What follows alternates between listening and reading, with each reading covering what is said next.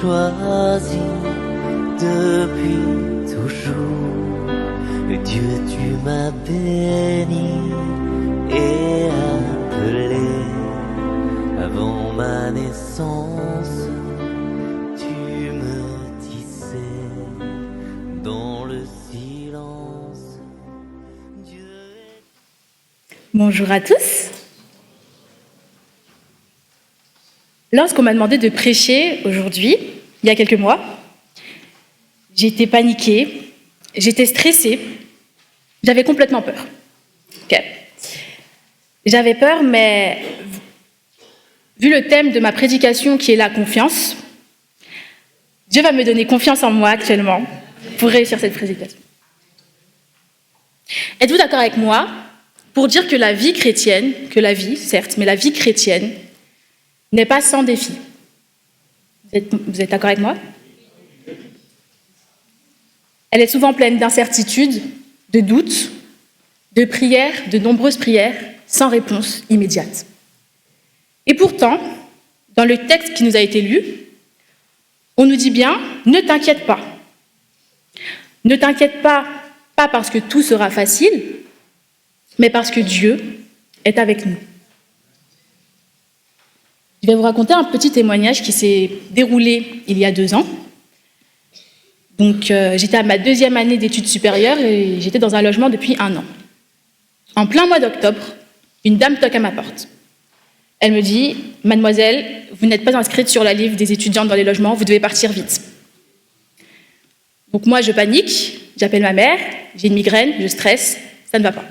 Je fais toutes les démarches nécessaires pour arranger ce problème, car j'ai fait les démarches de base, mais rien n'y fait. Il faut que je déménage, sans savoir où je vais. Je vais donc chez ma mamie.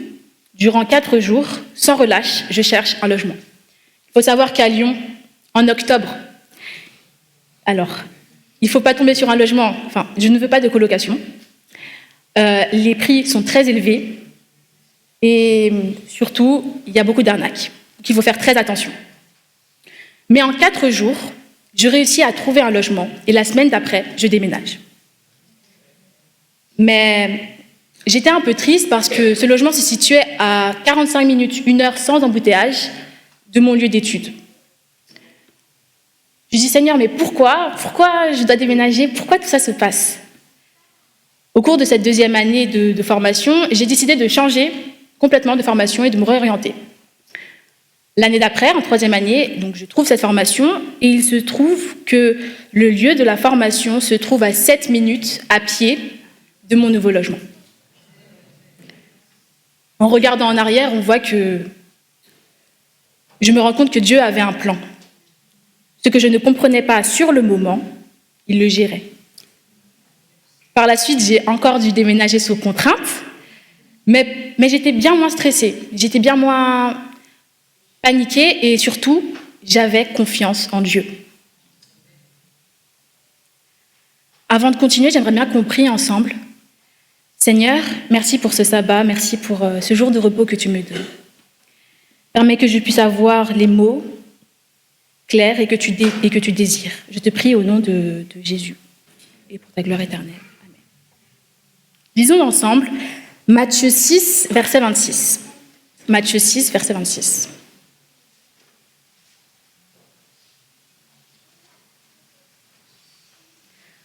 Regardez les oiseaux du ciel.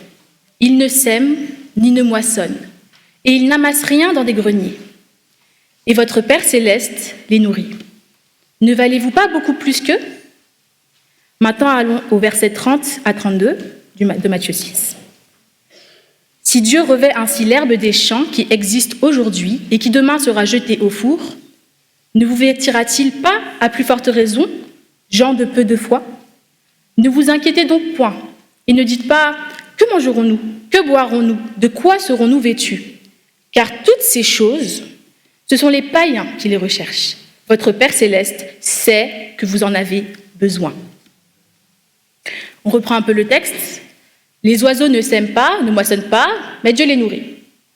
Les lys des champs ne tissent pas, mais Dieu les habille. à plus forte raison, Dieu prendra soin de nous. Jésus, dans toute la Bible et dans ses histoires, ne nie pas du tout la réalité des difficultés que l'on peut traverser dans nos vies. Mais il nous invite à vivre d'une autre manière. Il nous invite à vivre en ayant une complète confiance en lui. Tout le monde connaît le psaume 23, à peu près. Au psaume 23, verset 1, on nous dit « L'Éternel est mon berger, je ne manquerai. Il est le berger, nous sommes ses brebis. » Les brebis se laissent guider complètement, sans pour autant connaître le chemin. C'est la même chose avec Dieu. Il nous guide pour que nous ne manquions de rien. L'Éternel est mon berger, je ne manquerai de rien. Tout en nous amenant vers la direction la mieux pour nos vies, la direction qu'il a prévue pour nos vies.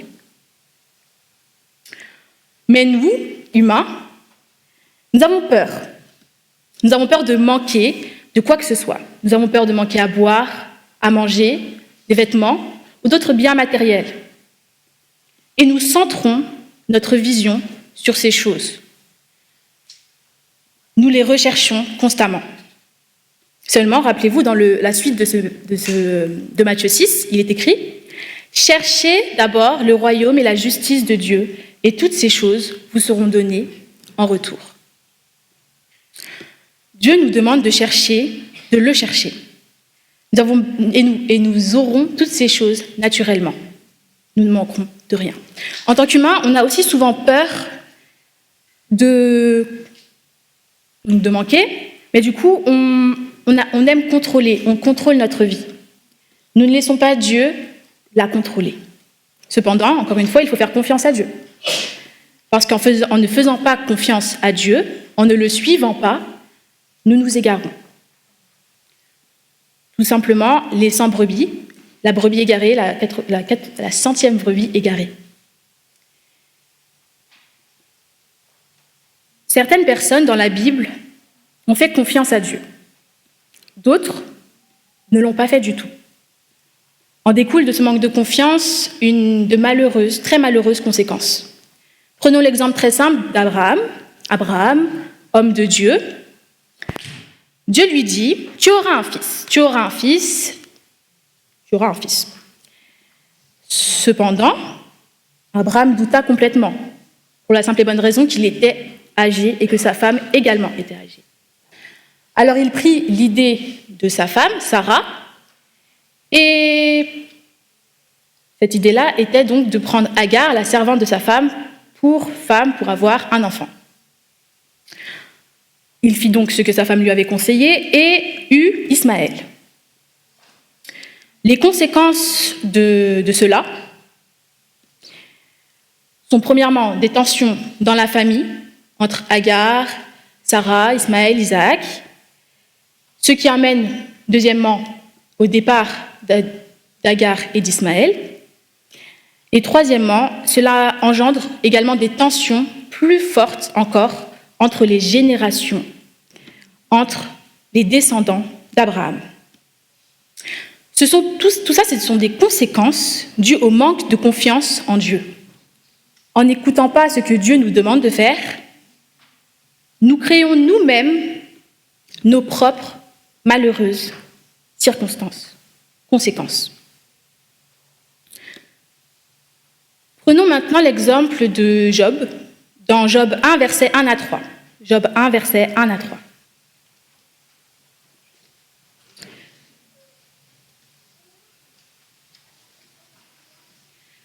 On nous dit « Il y avait dans le pays d'Uz un homme qui s'appelait Job.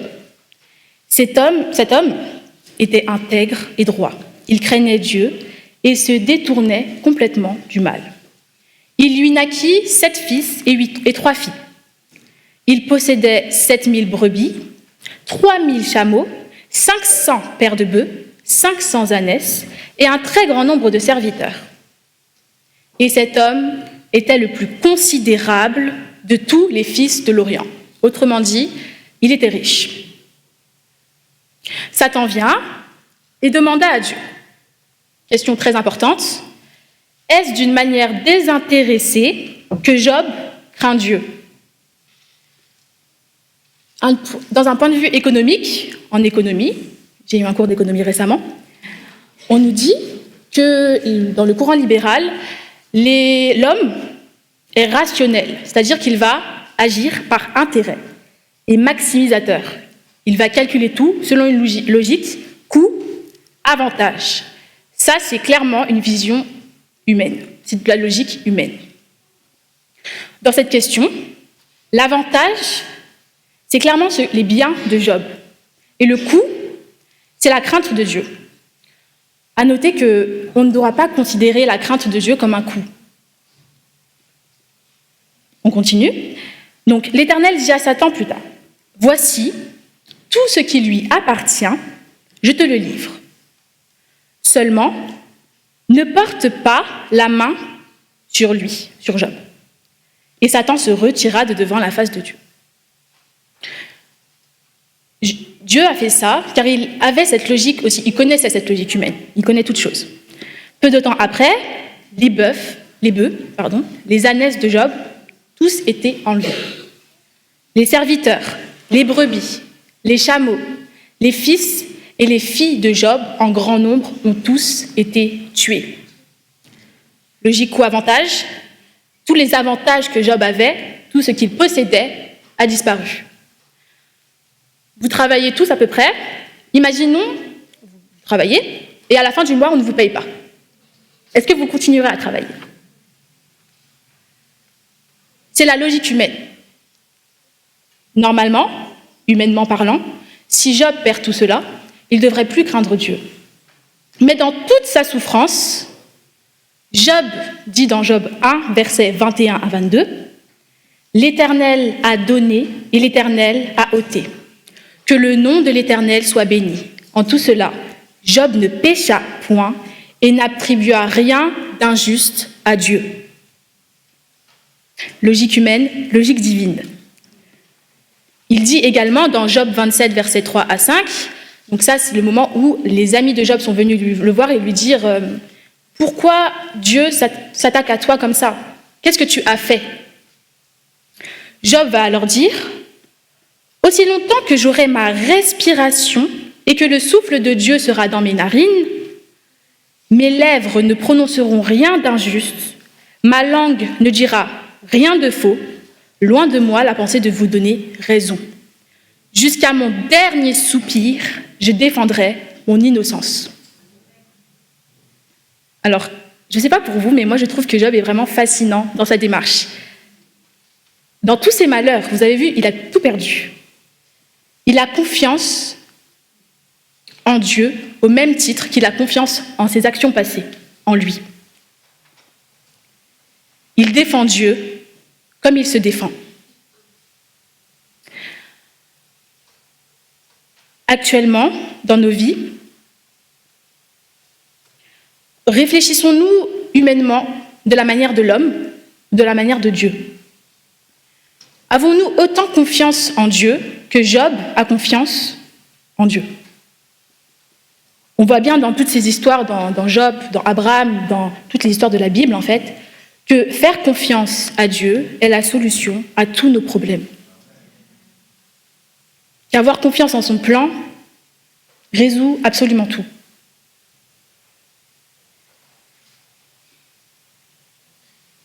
Et je peux comprendre, parce que moi-même je le vis chaque jour, que faire confiance c'est très difficile.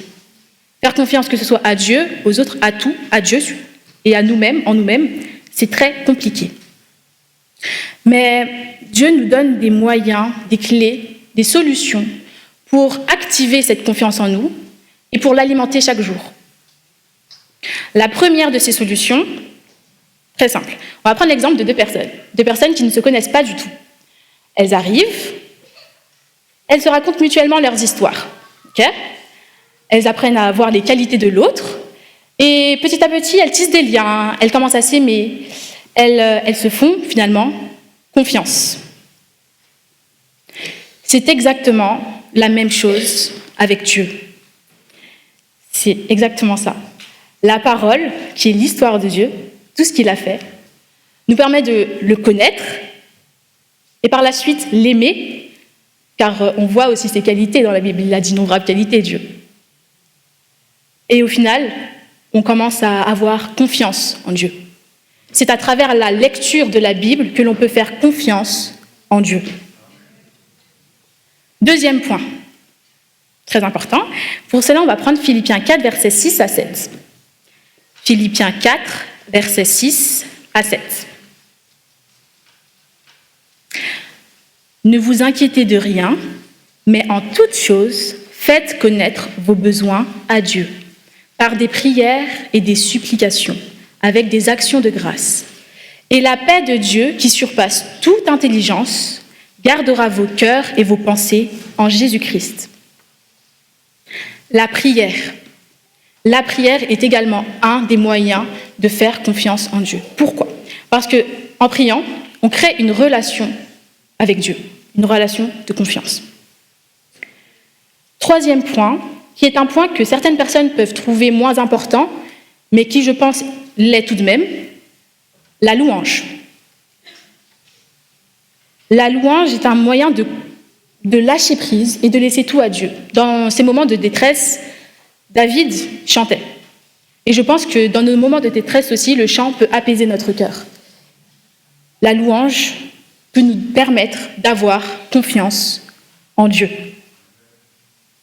Donc on reprend la parole, la prière et la louange. Ces clés nous permettent de voir les choses d'une autre manière, autrement.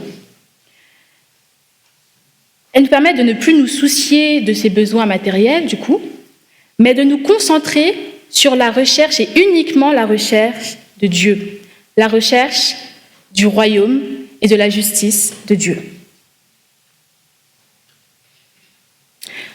Le chant qui suit parle de la confiance que nous devons avoir en Dieu. Malgré le fait que nous ne pouvons pas le voir, nous devons avoir confiance en lui. Le titre de ce chant est « J'ai confiance ». On va l'interpréter à plusieurs.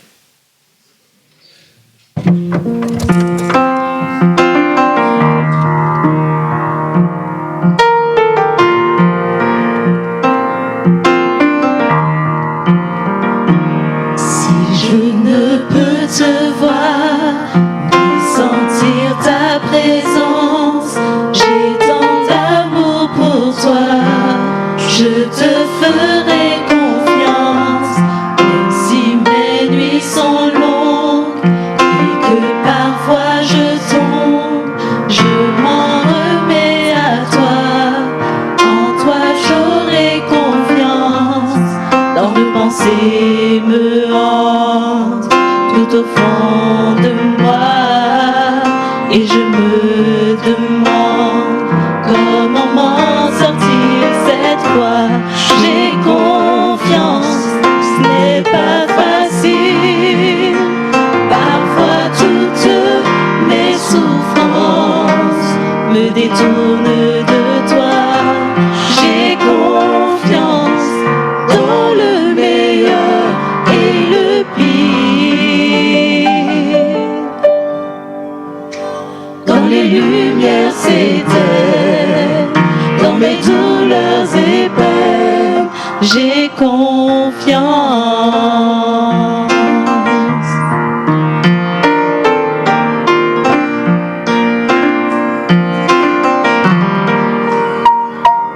Dans ce monde où je vis, croire n'a plus aucun sens, mais tu tiendras parole, je te ferai confiance. Toi la lumière qui éclaire mes idées noires, Seigneur, je n'ai que toi, en toi seul j'ai confiance. Tant de pensées me hantent tout au fond de moi, et je me demande comment m'en sortir cette fois. J'ai confiance, ce n'est pas facile.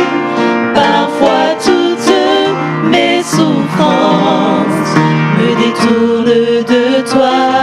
J'ai confiance dans le meilleur et le pire.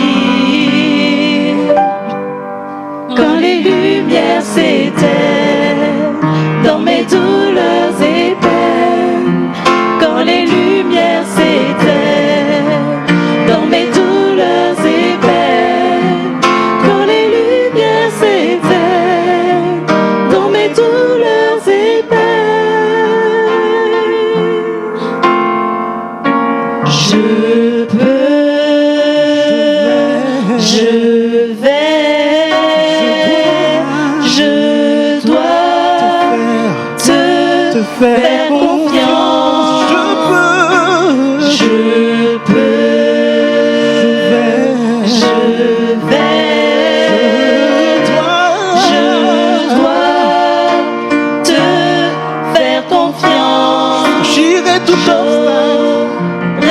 J'affronterai mers et montagnes. Même dans l'obscurité, j'aurai confiance.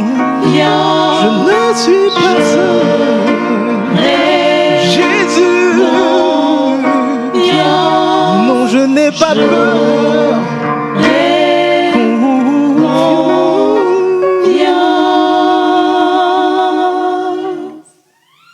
Quand les lumières s'éteignent, dans mes douleurs et peines, j'ai confiance.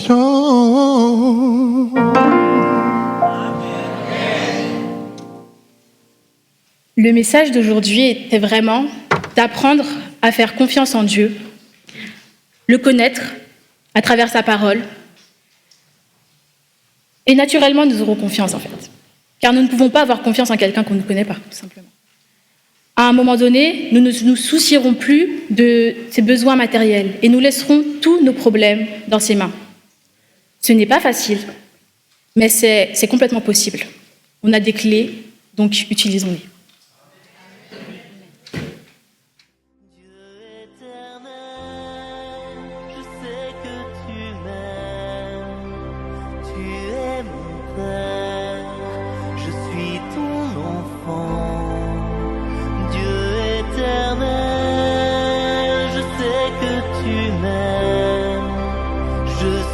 À toi, éternellement, où donc aller, loin de ton souffle, où m'enfuirais-je, loin de ta face, je monte aux cieux, mon Dieu, tu es là, dans les abîmes.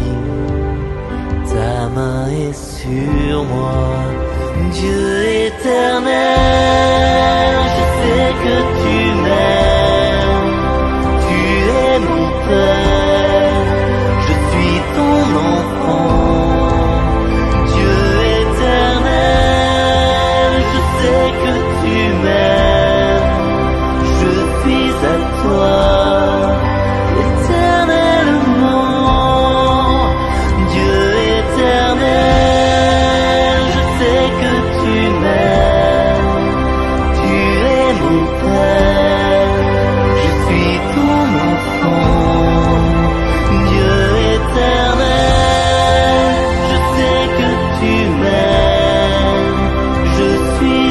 Toi,